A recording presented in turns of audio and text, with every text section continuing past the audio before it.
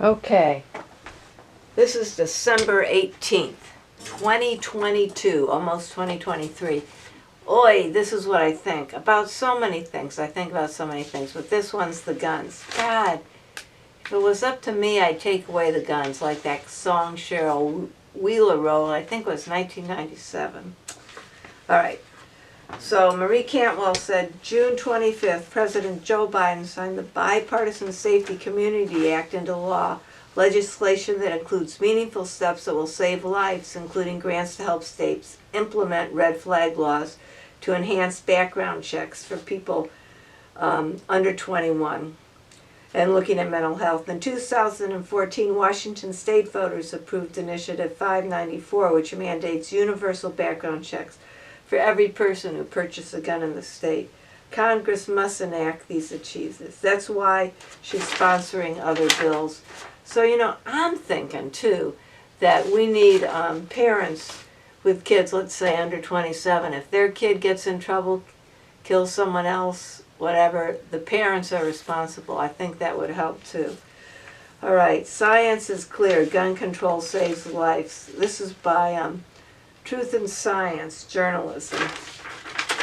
And it says, we need to make it harder to buy guns. Science is abundantly clear. Guns do not stop crime. Guns kill more children each year than auto accidents. More children died by gunfire in a year than on-duty police officers and active military members. Guns are a public health crisis, just like COVID, and this we are failing our children over and over again. What research has made clear is that in 2017, guns took over 60 years of cars as the biggest injury-based killer of children and young adults, ages 1 to 24. In the U.S. And by 2020, about 8 in every 100,000 people died of car accidents.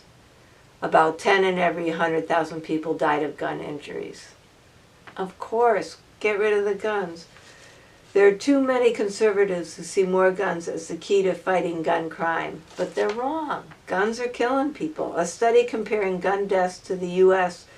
is in any higher income countries in Europe and Asia tell that our homicide rate in teens and youth adults is 49% higher. Our firearm suicide rate is 8 times higher. The U.S. has more guns than any other country in comparison. What? Let's get it together. I tell you, on and on. Okay. Mass shootings, Americans' challenge for gun control, explained in 7 charts. This was the BBC News. There are 1.5 million of them between 1968 and 2017. That's higher than the number of soldiers killed in every U.S. conflict since the American War of Independence in 1775. In 2020 alone, more than 45,000 Americans died at the end of a barrel of a gun, whether by homicide or suicide, more than any other year on record, and that figure represents a 25% increase from 5 years prior and a 43% increase from 2010. Now, we're not talking about COVID here, we're talking about guns, and COVID is not over, but I'm not going to get into that. So, the United States is the top 10 civilian gun-owning country in the world. Yemen is next with the U.S. has 120.5 guns per every 100 residents. Yemen has 52.8%, Serbia has 39.1%, etc. The U.S. ratio of 125 firearms per 100 residents is up by 88 per 100 in 2011. And that surpasses any country in the world. More recent data also suggests that gun ownership grew significantly over the last several years. Our world is going crazy. Climate change, COVID, blah, blah, blah. And while mass shooting and gun murders generally garner more media attention, of the total, 54%, about 24,300 deaths were suicides. Nearly 53 people are killed each day by a firearm in the United States, according to the data. Oh boy, I tell you. Okay. All right. Why is America like this?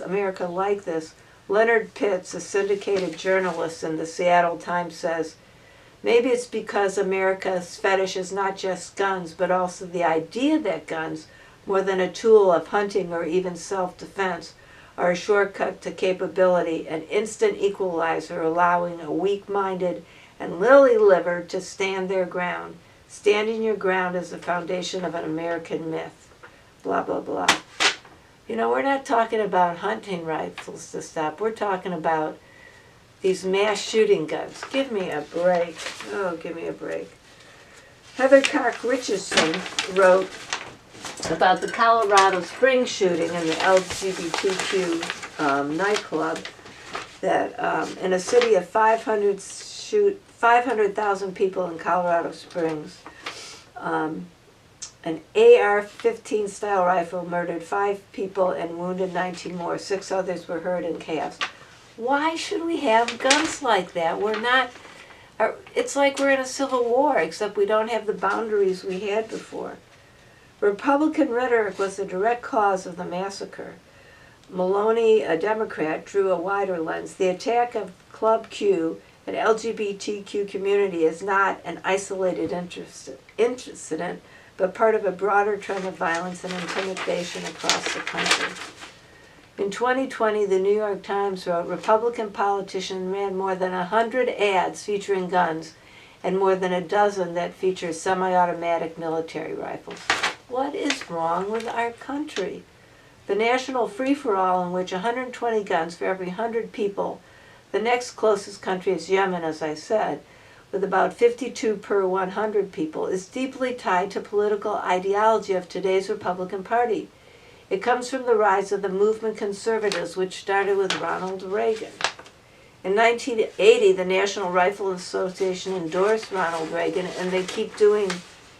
They're involved in politics more and more. Oh, I tell you. Now a player of national politics, the NRA, was awash in money for gun and ammunition manufacturers, 99% of it going to Republican candidates. By 2000, it was one of the 3 most powerful lobbies in Washington. It spent $40 million on the 2008 election in that year. Oh, I could go on. I guess I'm going to stop. This makes me sick. Okay. So this is something I heard Holly Near sing. It's written by Cheryl Wheeler in 1997. You can turn this off now. But anyways, if it were up to me, all right. Maybe it's the movies. Maybe it's the books. Maybe it's the bullets. Maybe it's the real crooks. Maybe it's the drugs. Maybe it's the parents. Maybe it's the color everyone's wearing.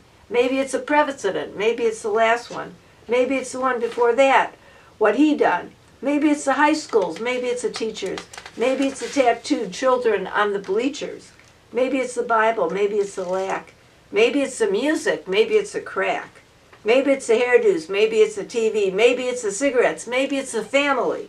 Maybe it's the fast food. Maybe it's the news. Maybe it's divorce. Maybe it's abuse. Maybe it's the lawyers. Maybe it's the prisons. Maybe it's the senators. Maybe it's the system. Maybe it's the fathers. Maybe it's the sons. Maybe it's the sisters. Maybe it's the moms.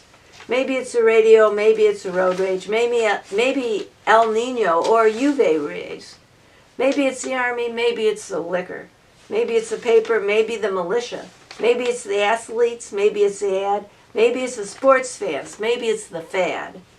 Maybe it's the magazine. Maybe it's the internet. Maybe it's the lottery. Maybe it's the immigrants. Maybe it's the taxes, big business. Maybe it's the KKK and the skinheads. Maybe it's the communists. Maybe it's the Catholics. Maybe it's the hippies. Maybe it's the addicts. Maybe it's the art. Maybe it's the sex. Maybe it's the homeless. Maybe it's the banks. Maybe it's the clear cuts. Maybe it's the ozone. Maybe it's the chemicals. Maybe it's the car phones.